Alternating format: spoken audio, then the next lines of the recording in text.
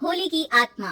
बचपन से शहर में रहने वाला मनोज इस साल होली की छुट्टियों में अपने गांव दुर्गापुर वापस आता है, जहां उसे देख पूरा गांव खुशी से झूम उठता है।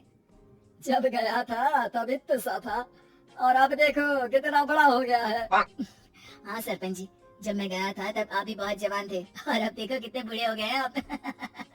चला चलो बढ़िया है, बच्चा घर वापस आ गया। इसी खुशी में आज रात पार्टी होगी। क्या बात है, गांव में भी पार्टियां होने लगी। वैसे अगर पार्टी की बात है तो आज क्यों सीधा होली पार्टी करते हैं। होली पार्टी की बात सुन चहल पहल में अचानक सन्नाटा छा जाता है, जिसे देख मनोज को कुछ अजीब लगता है, लेकिन तभी सरपंच बात पलट देता है। अब बहुत देर हो गई, चलो सब अपने घर चलो, पार्टी के बारे में कल सोचेंगे।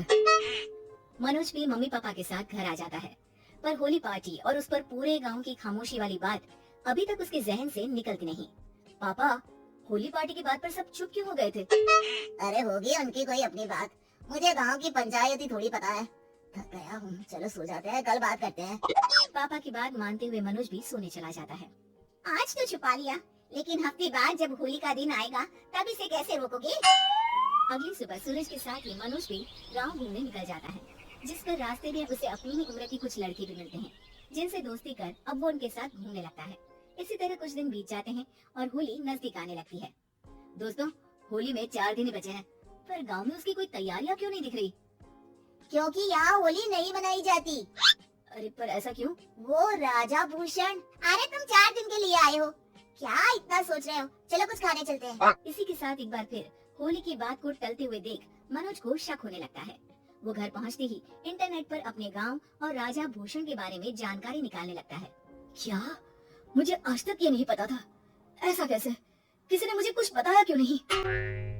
सारी जानकारी लेने के बाद मनोज गांव वालों या अपने मम्मी पापा से कुछ पूछे बिना खुद ही उसकी सच्चाई के बारे में छानबीन करने लगता है, जिसके चलते वो राजा भूषण की हवेली में पहुंचता है।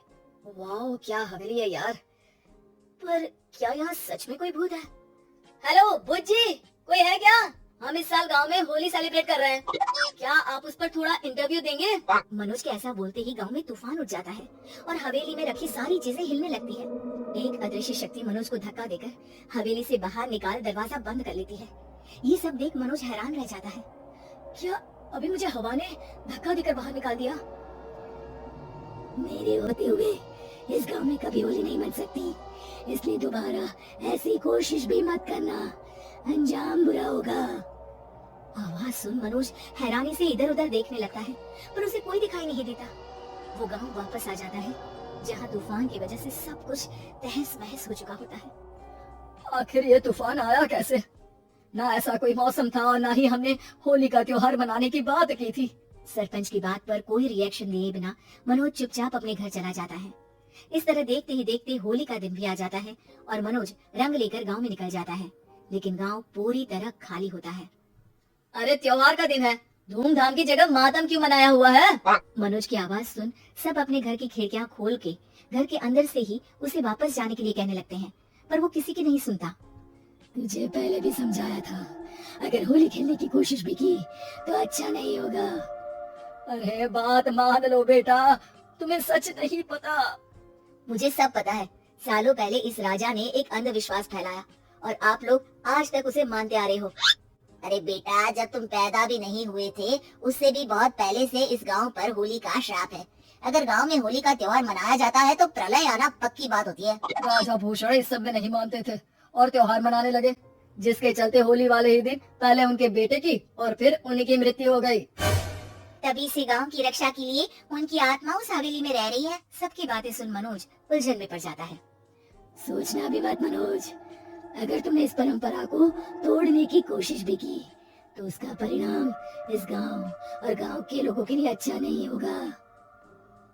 मुझे भी यकीन नहीं हो रहा कि आप लोग एक बेतुकी बात को मानकर सालों से रंगों के त्योहार को मातम की तरह मनाते आ रहे हो। मनोज किसी की कोई बात ना मानते हुए पूरे गांव में रंग बिखेर देता है, जिसके तुरंत बाद वहां तूफान के साथ बिजलियां गरजने लगती हैं। अचानक मौसम में ऐसा बदलाव देख जहां मनोज कंफ्यूजन में आ जाता है, वहीं गांव वाले डर से सहम जाते हैं।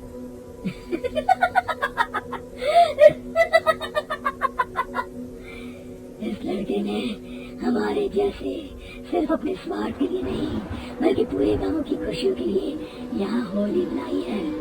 जिस वजह से अब इस गांव पर होली का श्राप टूटता है।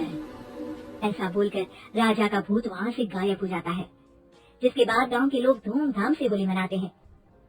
खुशियों के रंग गांव में बिखरे ही होते हैं कि अगली सुबह अचानक मनोज कहीं गायब हो जाता है और एक बार फिर गांव में होली का नया राज शुरू हो जाता है।